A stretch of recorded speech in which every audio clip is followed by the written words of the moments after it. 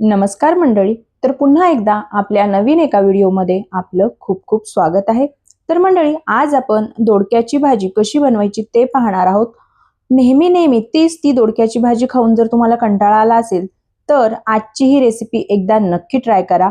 न खाणारे सुद्धा आवडीने खातील एवढी ही चवीला भन्नाट अशी रेसिपी बनवून तयार होते. आणि विशेष म्हणजे कमी साहित्यात कमी वेळेमध्ये आणि अगदी झटपट होणारी अशी ही रेसिपी आहे. तर मंडळी, रेसिपी नेहमीप्रमाणेच साधी आणि सोपी अशी असणार आहे, त्यामुळे तुम्हाला नक्कीच आवडणार आहे. व्हिडिओ कुठेही स्किप न करता संपूर्ण पहा. आणि तुम्ही जर चॅनलवरती पहिल्यांदा आला असाल आणि अजूनही चॅनलला सबस्क्राईब केले नसेल तर सबस्क्राईब करून घ्या, जेणेकरून येणाऱ्या प्रत्येक व्हिडिओचे नोटिफिकेशन तुम्हाला सर्वात आधी मिळेल. तर मंडळी, चला लगेच आपण रेसिपीला सुरुवात करूयात.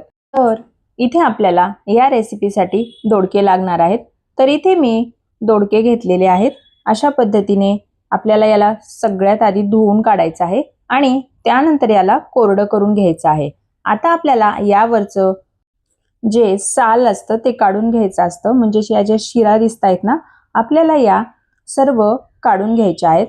तर इथे मी एक मोठ्या आकाराचा दोडका घेतलेला आहे आणि त्याचे 2 तुकडे करून घेतलेले आहेत. याला कट केलेला आहे. आता तुम्हाला भाजी किती बनवायची त्यानुसार तुम्ही इथे दोडके घेऊ शकतात, तरी सुद्धा चालणार आहे. तर आता यावरचं सगळं मी साल काढून घेतलेलं आहे. हे पहा, अशा पद्धतीने आपल्याला हे पूर्ण यावरच्या ज्या शिरा असतात ना त्या काढून घ्यायच्या. या शिरांची सुद्धा भाजी केली जाते. तर हे पहा, आता आपण या शिरा साईडला काढलेल्या आहेत आणि या पद्धतीने आपल्याला दोडके कट करून घ्यायचे आहेत. तर इथे मी अशा पद्धतीने हे दोडके कट करून घेतलेले आहेत आणि मध्ये आपल्याला याला चीर देऊन घ्यायचा आहे. अगदी ज्या पद्धतीने आपण वांग कट करतो त्या पद्धतीने याला मध्ये आपल्याला कट देऊन घ्यायचा आहे. तर हे पहा, इथे मी अशा पद्धतीने हे दोडके सगळे कट करून घेतलेले आहेत. आता आपल्याला याला पाण्यामध्ये ठेवायचं आहे थोड्या वेळासाठी. त्यानंतर आता आपण पुढची तयारी करूया. तर इथे मी तवा गरम करायला ठेवलेला आहे. यामध्ये अर्धी वाटी आपल्याला शेंगदाणे लागणार आहेत. आता यावरती थोडंसं तेल घालायचं आहे आणि कमी गॅसवरती आपल्याला हे शेंगदाणे छान असे भाजून घ्यायचे आहेत. तर मंडळी, तुम्हाला एक निवेदन आहे की तुम्ही आपला हा व्हिडिओ कोणत्या गावातून किंवा मग कोणत्या शहरातून पाहतायत हे मला कमेंटमध्ये नक्कीच कळवा, जेणेकरून मला सुद्धा कळेल की आपले व्हिडिओ कुठपर्यंत पोहोचतायत आणि मी तुमचं धन्यवाद देखील करू शकेल. तर हे पहा, आपले शेंगदाणे छान असे भाजले गेले आहेत. आता आपण याला साईडला काढून घेतलेलं आहे आणि त्याच तव्यामध्ये थोडंसं आपल्याला बारीक कट केलेलं खोबरं, अद्रक, लसण आणि 1 चमचा मी इथे धने घातलेले आहेत. थोडंसं तेल घालायचं आहे आणि याला छान असं भाजून घ्यायचं आहे. जास्त पण लाल नाही करायचं, कारण खोबरं हे खूप लवकर भाजलं जातं. याला जास्त असा वेळ लागत नाही आणि गॅसची फ्लेम आपल्याला कमीच ठेवायची आहे. कमी गॅसवरती हे खोबरं आपल्याला या पद्धतीने सर्व भाजून घ्यायचं आहे. हा मसाला आपला भाजलेला आहे. आता आपण याला लगेच साईडला काढून घेऊया आणि त्याच तव्यामध्ये आपल्याला थोडीशी कोथिंबीर घालायची आहे, जेणेकरून तव्याचं सगळं तेल पुसून येईल. अशा पद्धतीने यावरती आपल्याला कोथिंबीर घालायची आहे. जर तुमच्याकडे कोथिंबीरच्या काड्या सुद्धा असतील ना जास्त, तर तुम्ही त्या सुद्धा यामध्ये घालू शकतात, कारण त्या वाटल्या जातात आणि वाटल्यानंतर भाजीमध्ये कोथिंबीरच्या काड्यांचा खूप छान असा वास येतो, त्यामुळे नक्की घाला.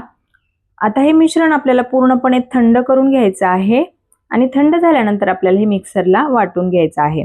तर आपल्याला हे जास्त पण बारीक नाही करायचंय. तर तुम्ही पाहू शकता, इथे मी अशा पद्धतीने हे मिश्रण वाटून घेतलेलं आहे.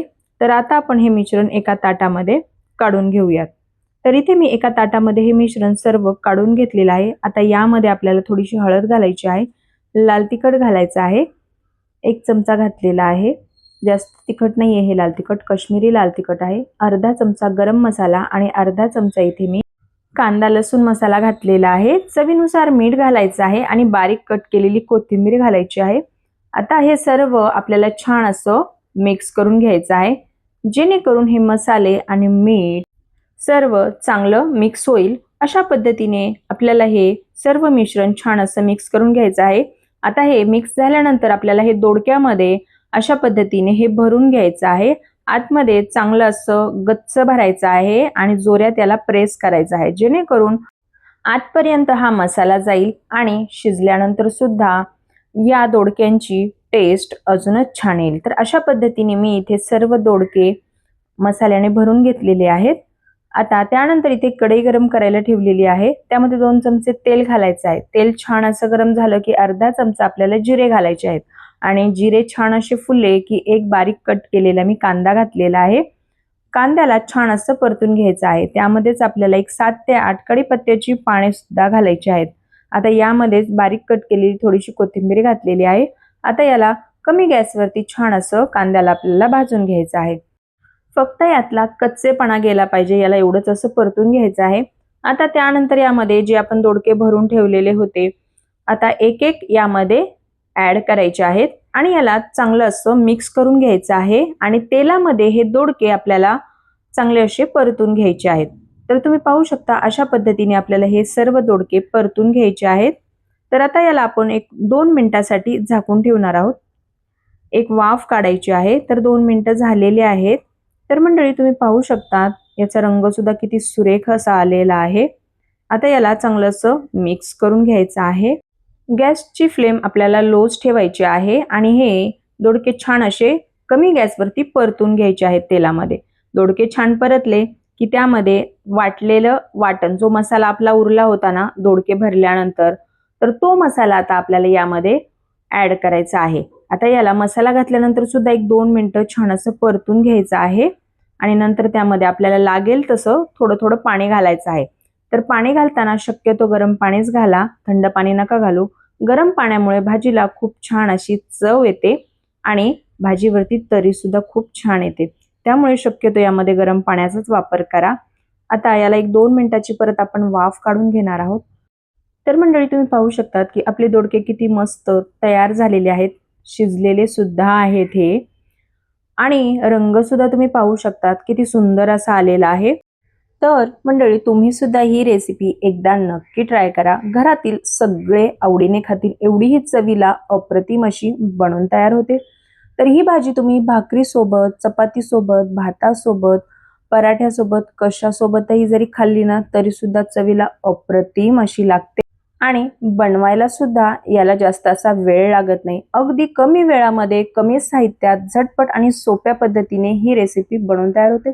तर मंडळी तुम्ही सुद्धा ही रेसिपी एकदा नक्की ट्राय करा आणि कमेंट करून मला नक्कीच कळवा।